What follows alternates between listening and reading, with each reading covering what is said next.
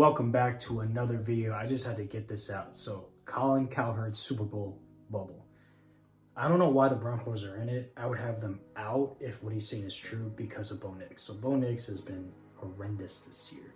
He's missing guys wide open. He's missing throws. Sean Payton is scheming these guys open, and Bo Nix can't hit. Now, Sean Payton is saying everything to the media. Everything right. I trust Bo Nix. He's my guy.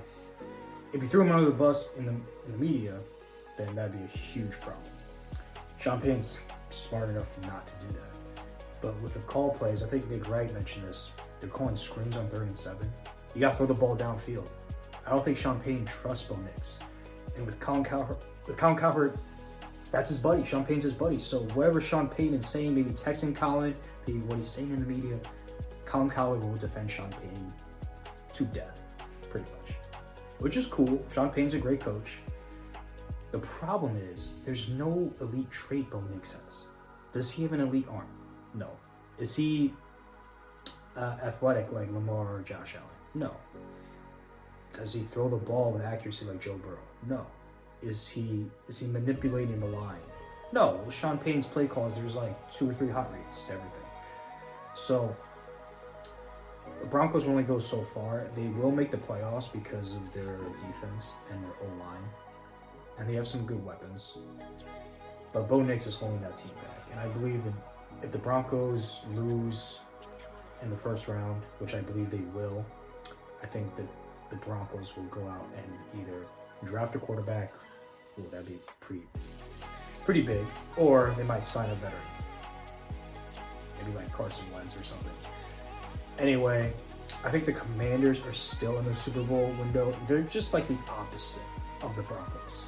They do have a good coach, good OC in Cliff Kingsbury, elite superstar quarterback in J.D. Daniels, but everywhere else it's not good.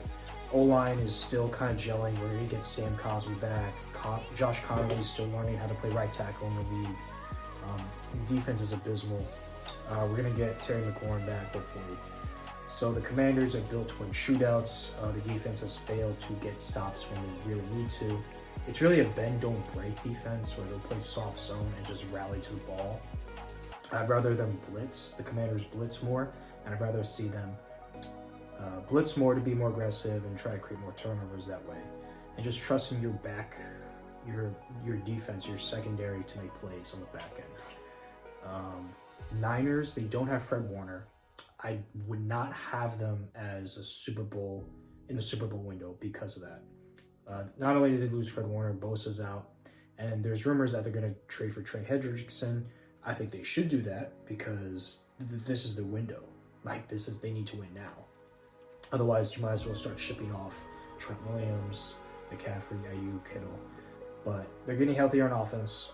Definitely trade for Trey Hendrickson. If they get Trey Hendrickson, then I would say they'd be on the cusp, not in the window, but like a little outside of it. Purdy's coming back, so that's going to be huge for them. Still got a lead coach. Seahawks, Rams, yeah, I mean, pretty much everything is the same and what I agree with. Let's talk about Buffalo, the Buffalo Bills. Okay, there goes. The Buffalo Bills. There's been some segments on Sean McDermott. I've been on this since 2021 when the Chiefs got a field goal with 13 seconds left in the game. That was completely on Sean McDermott. Josh Allen has been a superstar his whole life. There's a few points I want to say. Number one, go watch Hard Knocks Buffalo Bills if you haven't. Just go watch it if you have HBO. Check it out, but just check out Sean McDermott and the way he carries himself.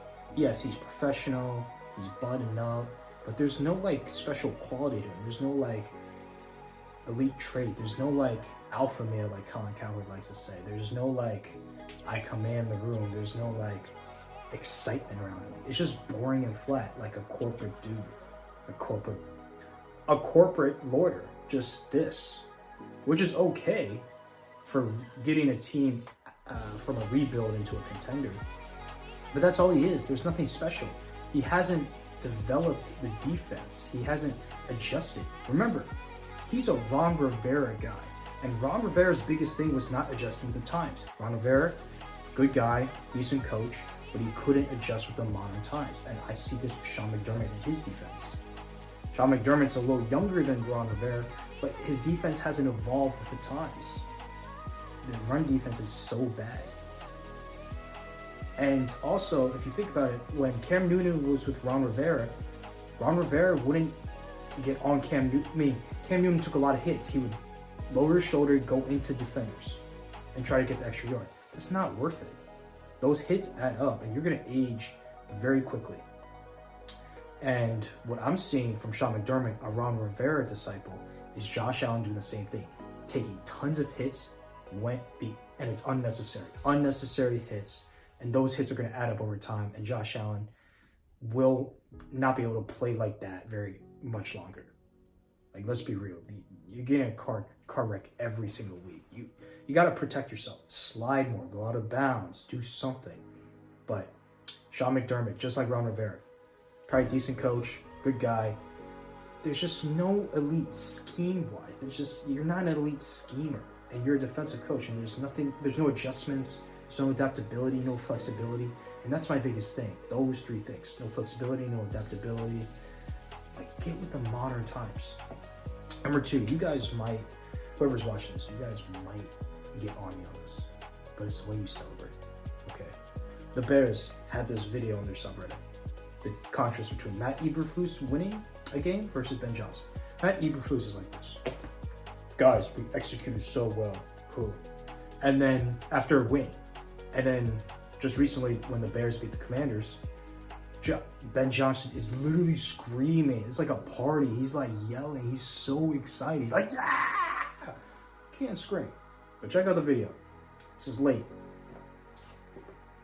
Go back and watch the post-game locker room speech. I don't know if you can find it, but go find it and watch, because I remember this very vividly. I was like, this is why Sean McDermott's not the guy. Last year when the Bills beat the Ravens in the playoffs, Sean McDermott's like nervous, like, guys, yeah, we did it.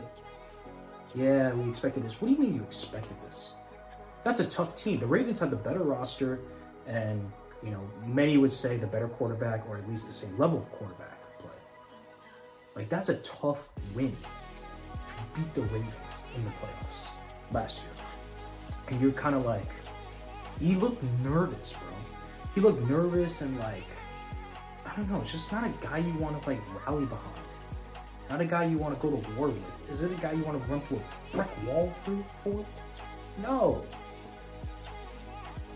Absolutely not. And if you're not like a Dan Campbell, Mike Vrabel, Jim Harbaugh, then I would say you gotta be a lead schemer. You gotta be like an elite Andy Reid. Well, McVay's both, or Shanahan, Sean Payton, that sort of thing. Can you rally behind him? I was watching it, and I wasn't behind him at all. The way you celebrate, I think, matters, because these things matter. Shows that you care, shows that you're passionate, shows that you can get this team behind you to fire them up for next week. I remember my high school coach, my sophomore year, one of my favorite coaches ever. He got me fired up. It was the day before our game because we were traveling to like Shanghai for a tournament. And I remember we were getting our luggage and we had to go to our homestay's house. And he fired us up. He got us ready to play, and we had to go home to our homestays. I wanted to go play right there and then. Sean McDermott does not look like the guy that you want to play for. He's the kind of guy to get the culture right, get everything buttoned up. He'd be great for a team like Arizona if they fired Jonathan Gannon. Who else? Tennessee. Who else are bad teams? The Saints. Well, they have Kellen Moore, but still.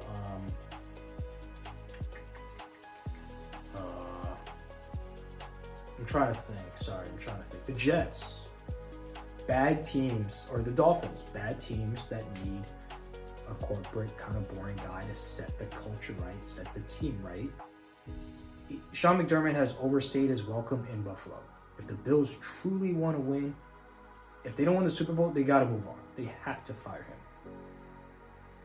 Because the defense is not it.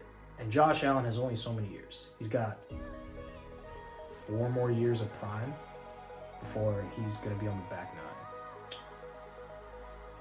Gotta move on. Have to. So, Just to break it down, just go over everything.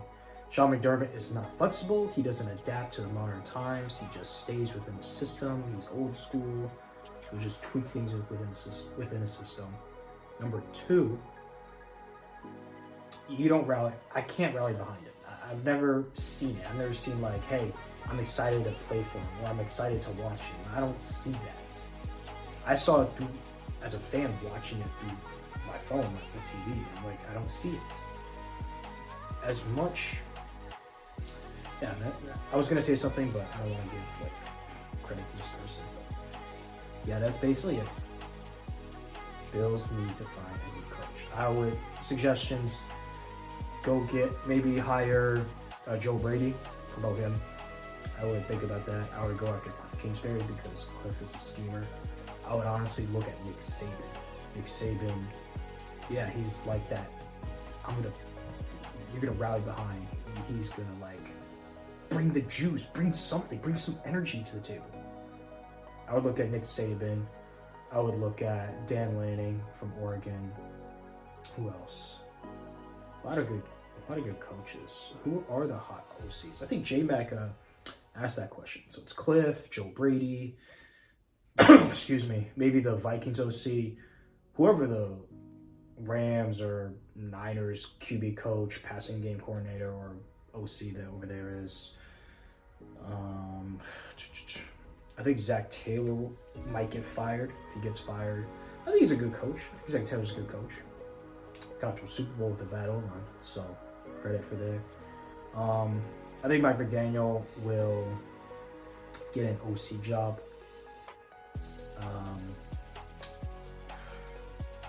I would maybe take a look at Vic Fangio, maybe, but I don't think Vic Fangio would get another job. I'm just trying to think. I'm just spitballing.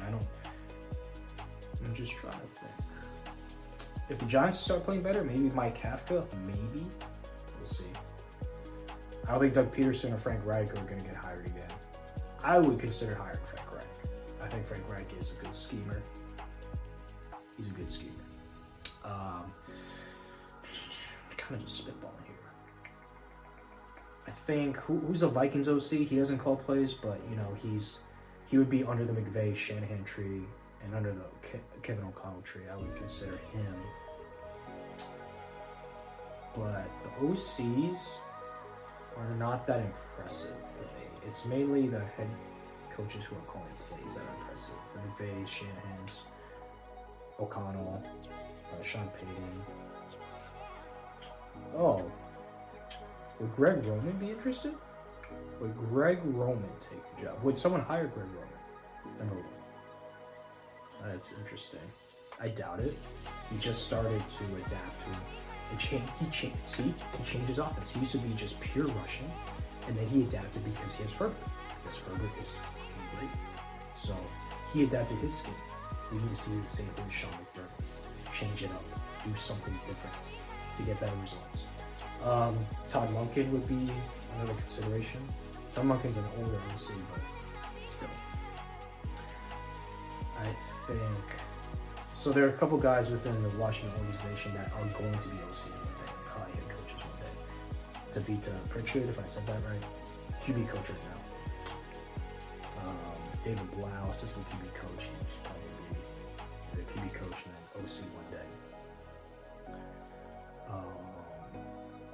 Gosh, I just had one more. Shoot, I forgot. Okay. I forgot. But anyway, those are my thoughts. Super Bowl bubble and the Bills. Move on from Sean McDermott. Just have to. All right, till next time. Like, comment, subscribe for new videos. Let me know what we should do next. Peace.